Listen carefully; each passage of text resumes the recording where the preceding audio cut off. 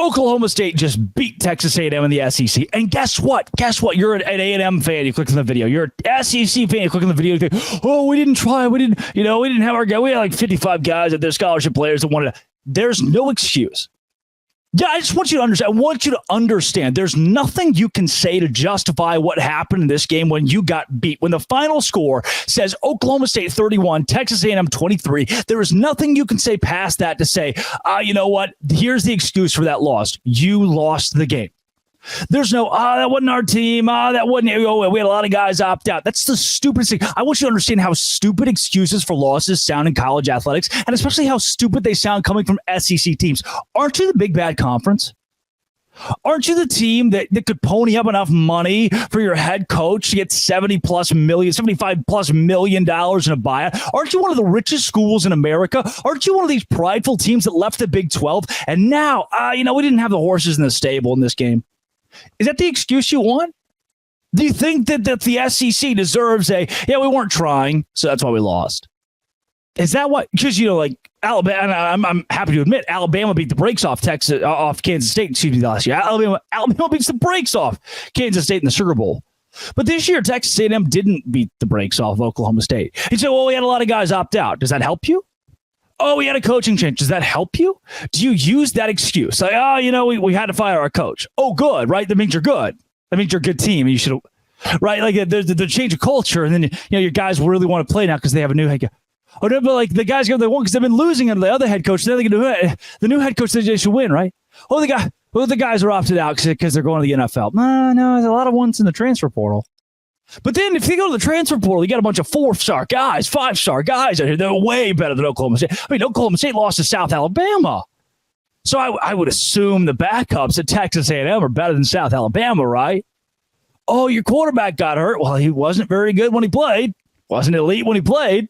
And your backup quarterback, he's like a blue chip, right? If not a blue chip, maybe he's not a blue chip, but he's pretty good. He's at Texas A&M, right? Your prestigious university. He's a scholarship quarterback at Texas A&M. We only had a couple wide receivers. Oh, is that the excuse you want? Do you see where I'm going with this?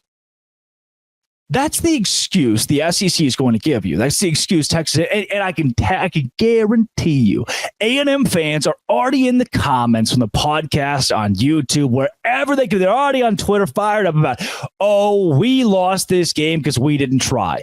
Is that a good thing?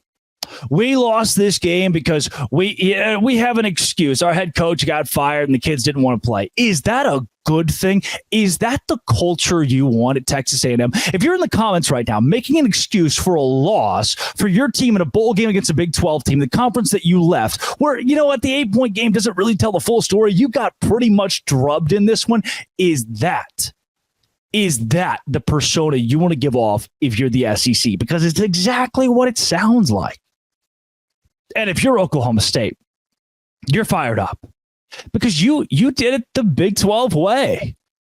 You did it the blue collar way. And look, A&M can take home a bigger paycheck. That's fine. Who won the game?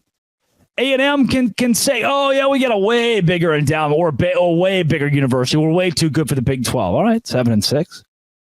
I'm sure that 7-6 was fine and dandy. I'm sure you had a hell of a season, right? You fired your coach. I'm sure you really enjoyed that win against New Mexico earlier this season. How about ULM? How about the ULM game? How about the ACU game? How about 3 of your wins coming against New Mexico, ULM, and Abilene Christian University? Good for you, Texas A&M. And you're too good for the Big 12. Yeah. This little right here. If you're listening on a podcast, I have a little red mark under my left eye. A little red mark right there. I don't know if it's a bug bite or what it is. Looks like a bit of a teardrop. That's all I have. That's all I have for Texas A&M fans. That's all I have for SEC fans. Because guess what happens when they lose? They start making excuses. What do you think Oklahoma State's excuse is for winning?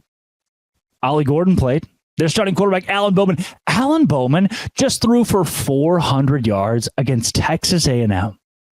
Alan Bowman, who played 2 years at Michigan, and by played, I mean was an assistant coach wearing a jersey.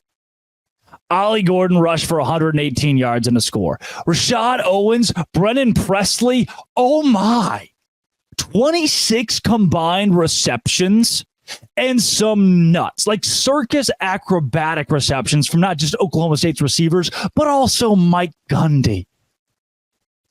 Can I, if you're an A&M fan, for 1 second, if you're an Oklahoma State fan, congrats. If you're an A&M fan, an SEC fan for 1 second, suck it. Seriously. Like for once, just sit back, take a lump and say, that sucks. Not only can you not win them all, you can't win the one against Oklahoma State who lost to South Alabama. And for Mike Gundy, my gosh, dude, how do you keep doing it? A 10-win season for Mike Gundy in Oklahoma State. Again, A&M's going to scream, we make more money in our conference. We're happy in our conference. You keep getting beat, man. You keep getting beat. Oklahoma State's playing for conference championships, playing with a Big 12, not just a Big 12 championship on the line, but a college football playoff appearance on the line. A&M would beg to have that. A&M and Baylor have the same amount of top 5 finishes in the last 50 years.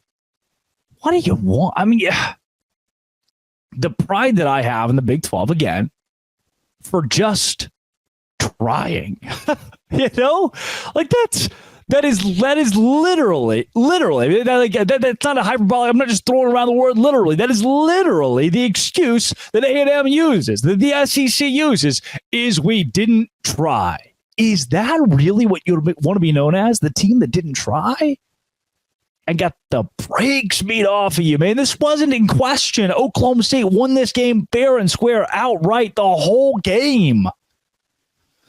Oh, but we had so many guys opt out. And I know I look like I'm the host of Locked On Big 12. You're a Big 12 fan. You're sitting there going, why should I, this guy's speaking of the SEC. I am. I am. Because at some point it just gets annoying to a T, to a breaking point. And you go, it's baffling the mindset some of these fan bases have. And one of the fan bases that's not included in that, certainly, is West Virginia. I owe you another apology. This is Locked On Big 12, part of the Locked On Podcast Network. Your team, when? Every day.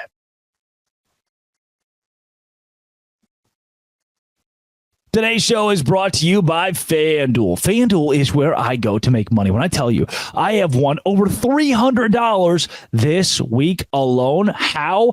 Betting on Big 12 teams at FanDuel. They're dominating the bowl season. You can keep on betting on them. Kansas State still has to play. Avery Johnson as the weather gets colder. The deals stay hot. Right now, new customers get $150 in bonus bets with any winning $5 money line bet. That's $150 if your team wins. You've been thinking about joining FanDuel. There's no better time to get in on the action. The app is easy to use. There's a wide range of betting options, including spreads, player props, over-unders, and more. Visit FanDuel.com/lockedon. Kick off the NFL season. FanDuel is the easiest place to go to make money. Like I said, it is my expendable income. I go and is that right? Expendable income? I don't think it's the right word for it, but it's I sit back and I just make money on my couch. FanDuel.com/locked-on. Bring the game to life, man. FanDuel.com/locked-on. Official betting partner of the NFL.